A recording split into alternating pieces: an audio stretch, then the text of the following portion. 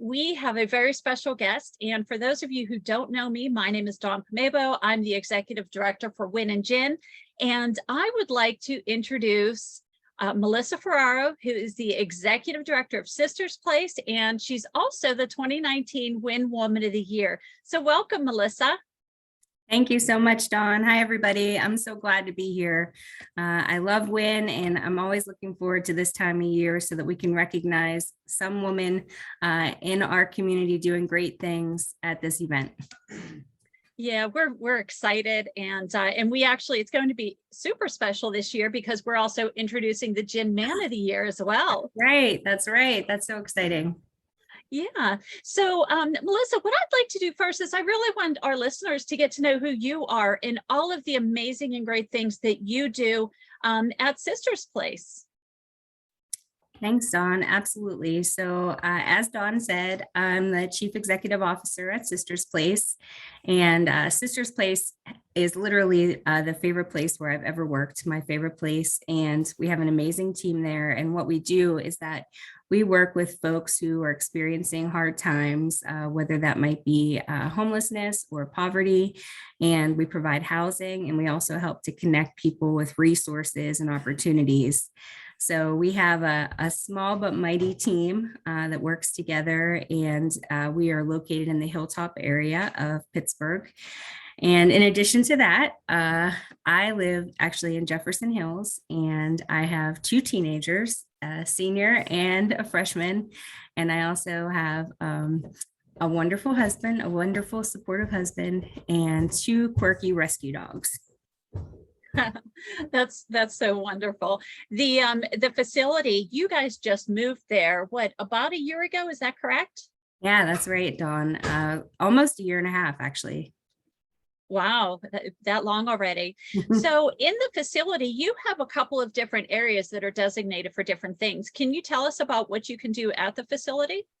For sure. So our intake area that's open to the public, open to the community, has two parts. One is for the grown-ups to access support, and then the other part is for the kiddos.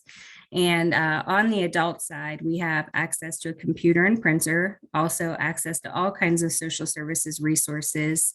Allie, who is our community resource coordinator, is always there with a smiling face, welcoming people in so that they can get connected with whatever support they need at the time. Meanwhile, because that's not much fun for the kids, we have the kids side, and over there we actually have a children's bookshelf. And on the children's bookshelf, we have donated brand new books that come straight from an Amazon wish list that we have, so that every child that comes into Sisters Place can leave with their own brand new book. So then as you sort of traverse through the office parts of the office, you will make your way up to our multi-purpose room, which is essentially an open space. Well, it's a multi-purpose room, but we have programming and groups in that space, and it allows us to have both interactive and classroom style programs as well as meetings. And then upstairs from there, we have what we call the loft.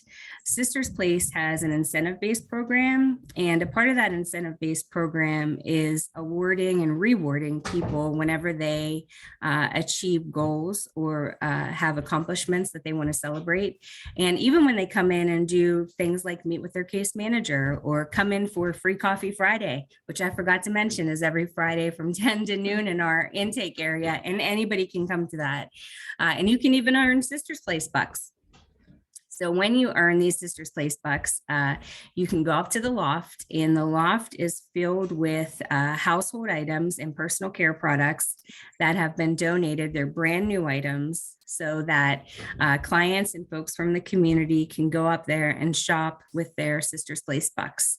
And what I hear is right now there's a 70% off sale because we have some extra generous donors. So this is a good time to get up there. That's great. And I know we did a supply drive and some other donations for you all. What are the things that are most needed for the facility right now? Thanks for asking, Dawn.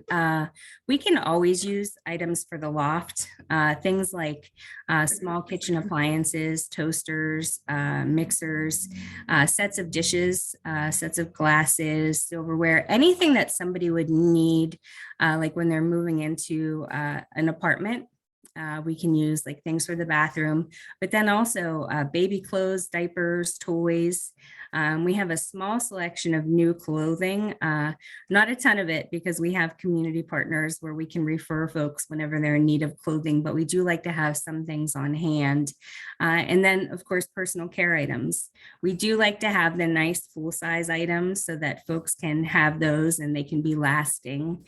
In addition to that, of course, we have our Amazon wish list for the children's bookshelf. We have another Amazon wish list, which is dedicated in real time to things that we need. So at any time, somebody can go on that wish list and find the things that they need, that we need right then. But in these colder months, we're really trying to focus on what is going to help folks during these winter months. And one of the things is building up the pantry, making sure that if we're snowed in or if you don't quite make it from paycheck to paycheck, that you have things like flour and baking soda and chocolate chips, because all of the families have kids, all those staples in the pantry, so that they'll be there when you need them. And then also for the folks that come in from the community, it's always nice to send them home with like some hot chocolate or something to warm them up as well.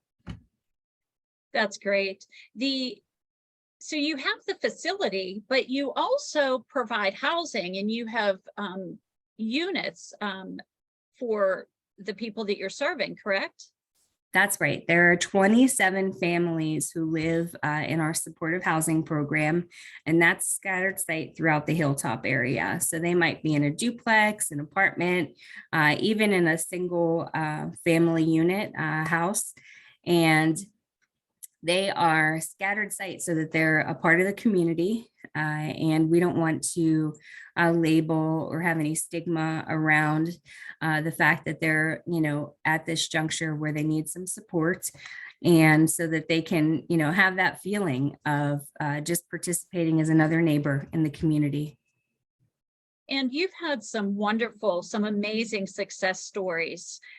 Is there anything in particular you'd like to share about a recent success? Oh, there's so many good ones. Let me think. I think that one of the really special ones for me is that we had a mom and her son who probably moved out about 6 months ago. But the remarkable thing here is that this mom experienced a medical emergency, a medical crisis where she had a stroke unexpectedly. She had been a full-time worker. Her child was in daycare and everything was going smoothly. And then suddenly, unexpectedly, she had this health crisis. And what ended up happening is that she lost a lot of mobility on one side of her body. And so she wasn't able to continue on with the job that she had. And she had to, she had this serious change in income, which, most of us can relate to. Most of us are paycheck to paycheck, really, when it comes down to it. And so whenever you lose your job, your main source of income, and then you're also facing this medical crisis, then with that goes the medical insurance, right? So this mom and son came to join us, and mom and son flourished. They came to every group they could. They were teaching me stuff. Mom was teaching me stuff in cooking classes. We both shared a love for like little cold salads. And so we would share tips. And what she did while she was here, she went back to school, graduated, rehabilitated, and left here to live independently. She was here for a few years because it did take time to rehabilitate from her stroke. but she was able to continue on with her education and leave here and have more opportunities to really flourish. And her son, he became just like, well, he had a lot of aunties, let's just put it that way. We just fussed over him, and he did remarkably well. Homelessness can be really traumatic for children. Children are also very resilient. In this particular situation, this little guy, he really bounced back. He was a joy to be around. And so we really missed them when they left, as oftentimes happens, but we're so happy for them and all their successes. And we've run into her in the community. So that wasn't the last we saw of her either. Oh, that's so wonderful. I love hearing all of the good things that you guys do. And you have such a wonderful, dedicated staff. So I truly enjoy seeing them and hearing all of the stories.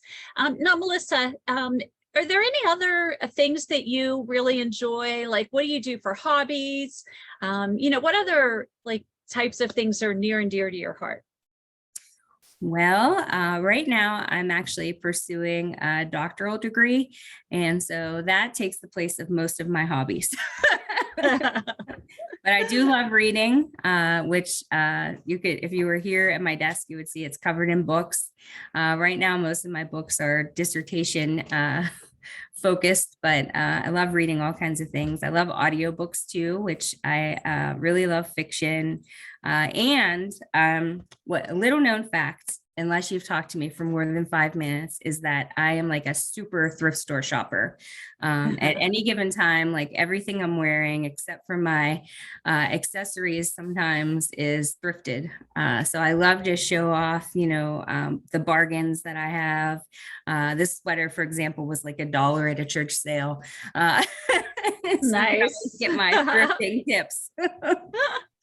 That's awesome. We need to have just an episode on thrifting, because I love that. I would love that. I would love that. So, Melissa, what is your thesis going to be? What are you actually studying in as a doctoral candidate? Well, I'm studying something that's really near and dear to my heart. So I'm going to be working towards a doctorate in executive leadership. And what I'm doing is I'm connecting that with trauma and then resilience that comes from a trauma, and then how that impacts a leader, like their leadership style.